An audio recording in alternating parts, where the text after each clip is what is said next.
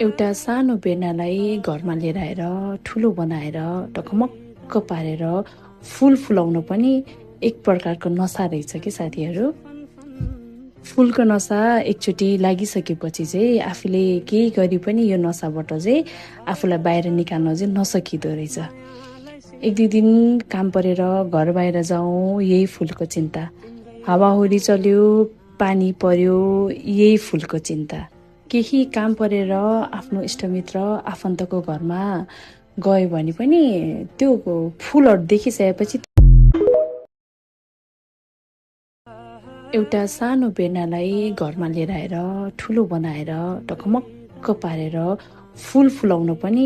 एक प्रकारको नसा रहेछ कि साथीहरू। फुलको नसा एकचोटि लागिसकेपछि चाहिँ आफूले केही गरी पनि यो नसाबाट चाहिँ आफूलाई बाहिर निकाल्न चाहिँ नसकिँदो रहेछ।